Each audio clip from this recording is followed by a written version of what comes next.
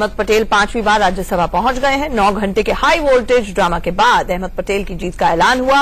अहमद पटेल ने कांग्रेस छोड़कर बीजेपी में शामिल हुए बलवंत सिंह राजपूत को कड़ी टक्कर के बाद मात दे दी। अहमद पटेल को 44 वोट की जरूरत थी और आखिरकार उन्हें वो 44 वोट मिल ही गए। कल शाम को 4 बजे वोटों की गिनती शुरू होनी थी, लेकिन 2 कांग्रेस विधायकों के वोट रद्द करने को लेकर आधी रात तक सियासी ड्रामा चला।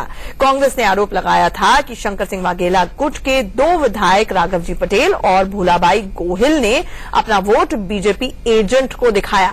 कांग्रेस ने दोनों विधायकों के वोट रद्द करने की मांग कर डाली, जिसके खिलाफ बीजेपी भी चुनाव आयोग पहुंच गई। बीजेपी कांग्रेस ने 3 बार चुनाव आयोग तक दौड़ लगाई। आखिरकार चुनाव आयोग ने कांग्रेस के पक्ष में फैसला सुनाया। दोनों विधायकों का वोट रद्द हो गया और रात को 2 बजे अहमद पटेल की जीत का ऐलान कर दिया गया। अहमद पटेल की सीट कांग्रेस के प्रतिष्ठा की सीट बन गई थी और आखिरकार पटेल ने बीजेपी को करारा जवाब दिया। अब आपको सिलसिलेवार तरीके से बताने की कोशिश करते हैं कि आखिर कब क्या क्या हुआ। दरअसल दोपहर 2 बजे मतदान खत्म हो गया। उसके बाद वोट की जो काउंटिंग होनी थी वो शुरू होनी थी शाम 5:30 बजे, लेकिन इसी में कांग्रेस की शिकायत दर्ज हुई कि 2 लोगों के वोट जो हैं वो रद्द किए जाएं। रात को 11:30 बजे चुनाव आयोग ने फैसला सुनाया और वेबसाइट पे अपना ऑर्डर डाला। फिर से 12:05 पर वोटों की गिनती शुरू हुई रात में। उसके बाद नतीजों का ऐलान करीब 2 बजे 1:50 पर यानी कि 1:50 AM पर आज ऐलान हुआ और ये साफ हो पाया कि 2 सीटों पर अगर स्कोर देखा जाए तो 2:3 रेशो रही। स्मृति ईरानी और अमित शाह राज्यसभा के सांसद बन गए और कांग्रेस की तरफ से अहमद पटेल भी 44 वोट जो हैं उनको मिले, यानी कि आधे वोट से अहमद पटेल भी राज्यसभा पहुंच गए। जबकि उनके प्रोडिजी यानी कि उनके शिष्य बलवंत सिंह राजपूत, जिन्हें बीजेपी ने आनन फानन में लास्ट मिनट पर खड़ा किया था, अहमद पटेल के खिलाफ चुनावी मोर्चे में उतारा था, वो हार गए।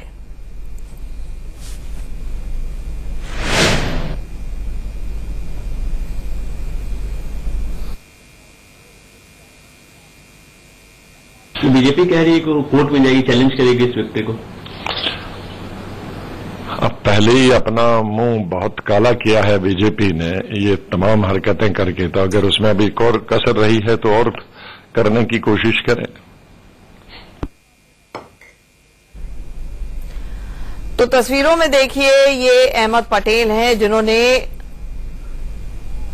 जीत हासिल की। मुख्तार अब्बास नकवी वरिष्ठ नेता बीजेपी के केंद्रीय मंत्री, क्या कहने वो भ्रष्टाचार, देश को घोटालों, देश को तमाम तरह की बुराइयों से मुक्त कराने का था और वो उस संकल्प को हम सबको दोहराने का। और आज लोकसभा में और राज्यसभा में क्विट इंडिया मूवमेंट और उसकी 75वीं वर्षगांठ के अवसर पर चर्चा होगी और लोग अपनी बातें कहेंगे और उस संकल्प को दोहराएंगे। सर, आज भाजपा के पूर्व केंद्रीय मंत्री सीनियर लीडर सावर लाल जाट दिल्ली में खत्म हो गए। सावर लाल जी बहुत ही जमीन से जुड़े हुए लीडर थे, गरीबों से जुड़े हुए लीडर थे, किसानों की समस्याओं के प्रति जागरूक लीडर थे और उनका निधन निश्चित तौर से जहां हमारी संसदीय व्यवस्था को एक नुकसान है, वहीं जो सामाजिक और राजनीतिक क्षेत्र। तो अहमद पटेल तो राज्यसभा पहुंच गया। अब इसके क्या रेपरकशंस होंगे, क्या फॉल आउट होगा और आखिरकार क्या ये मामला एक बार फिर से अदालत के दरवाजे पर, अदालत की चौखट पर पहुंचेगा। इन तमाम पहलुओं पर बातचीत के लिए हमारे साथ वरिष्ठ पत्रकार एनके सिंह सर स्टूडियो से जुड़े हैं। साथ ही साथ मेरे 3 सहयोगी रजत, राकेश टंडन, यतेंद्र और अरविंद इस वक्त सीधे अहमदाबाद से जुड़ रहे हैं। अरविंद, आपसे सबसे पहले मैं ये जानना चाहूंगी, कल रात को जैसे ही फैसला आया कि अहमद पटेल राज्यसभा का चुनाव जीत गए हैं, तो अब आपको क्या खबरें मिल रही हैं, सुगबुगाहट क्या है? क्या इलेक्शन पिटीशन के जरिए चुनौती देने की फिराक में है बीजेपी?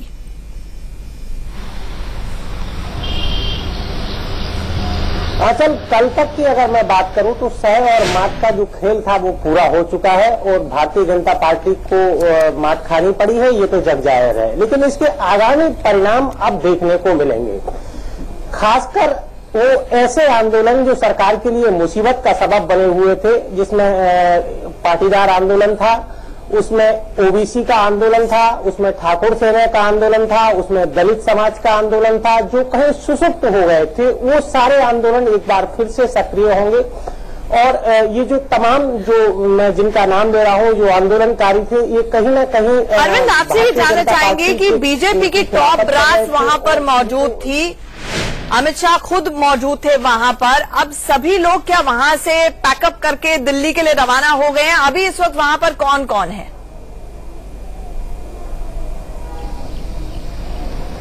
देखिए, अभी इस बारे में जानकारी दे पाने में असमर्थ रहूंगा, लेकिन संभावना ये है कि दोपहर तक सारे जो नेता हैं वो दिल्ली पहुंच जाएंगे, ये बताया जा रहा है, क्योंकि सुबह 5 बजे तक तो सारे लोग सचिवालय में मौजूद थे। तो अब ये जो कारवा है वो दिल्ली का रुख करेगा। अब 2017 की जो आने वाला चुनाव है उसकी रणनीति पर भाजपा को काम करना होगा। तो कांग्रेस ने भी अब कमर कस ली है, अब मोर्चा खुद अहमद पटेल संभालेंगे। तो आने वाले समय की रणनीतियां बनाई जाएंगी। जो हो चुका ठीक है का जश्न मना लिया गया है, लेकिन आने वाले वक्त के लिए दोनों पार्टियों के लिए चुनौतियां हैं। ठीक है एनके सर, आप हमारे रिपोर्टर्स को देख रहे हैं, तीनों की पूरी रात सड़कों पर उतरी है, चेहरे देख के भी लग रहा है बजाय सुबह से यहाँ पर पहुंचे रहे। यतेंद्र, आपसे ये जानना चाहेंगे कि अब बीजेपी की अगली रणनीति क्या होगी? बीजेपी बड़ी टाइट लिप चल रही है, मैंने भी कुछ लोगों से बात करने की कोशिश की, कोई जवाब नहीं दे रहा है।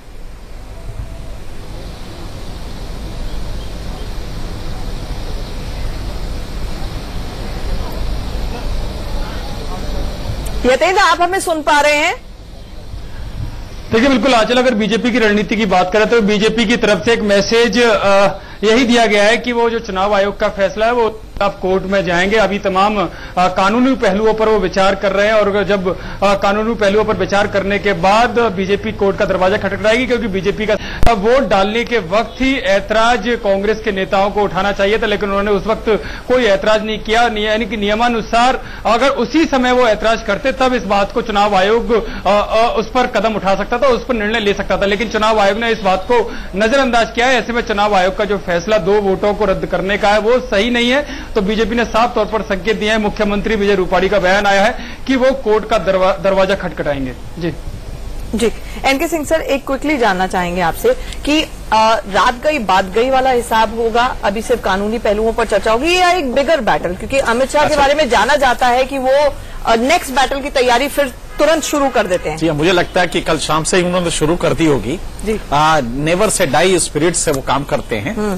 तो अगले पूरे देश में और वहां पे गुजरात में किस किस तरह चीजें करनी है, वो अमित शाह का एक अपना टिपिकल एक लीडरशिप का एक तरीका है। लेकिन यहाँ पे आप जो देख रही है, देखिए गौर से देखिए, क्या इसके पहले चुनाव नहीं हुए थे और इसके पहले बड़े नेताओं का इस तरह का चुनाव नहीं हुआ था? एक्चुअली मीडिया ने इसको कुछ ज्यादा हाइक किया और वैलिडली सो, क्योंकि बड़ा कीनली कंटेस्टेड था, जिसको कि हम 100 मीटर स्प्रिंट पे कहते हैं फोटो फिनिश। बाढ़ के बीचों बीच अगर 44 विधायकों को उठा के कर्नाटका ले जाया जाए तो मीडिया कैसे कवर नहीं करेगा? नहीं, बिल्कुल करेगा, लेकिन इसके बाद ये है कि नेचुरली मीडिया इसको कवर करेगा ही। और तब हम लोगों ने ये कहा कि साहब 44 को उठा के ले जाए, मॉरल की बातें की। एक तरफ कांग्रेस ने कहा कि खरीदा जा रहा है, दूसरी तरफ बीजेपी ने कहा कि नहीं, लीडरशिप क्राइसिस। हम सब ने भी यही कहा कि कांग्रेस की लीडरशिप क्राइसिस है, जिसकी वजह से अपने फ्लॉक्स को ये रख नहीं पा रहे हैं, ये कहा। हकीकत ये था कि अगर देखिए आज किस तरह लॉजिक चेंज हो रही है कि 44 जीत गए तो अहमद पटेल का ये कहना है कि साहब जो तमाम इंटाइसमेंट प्रलोभन की बातें थी उस पे हमारे नैतिकता की जीत हुई। अगर ये हार जाते तो ये उल्टा चलता।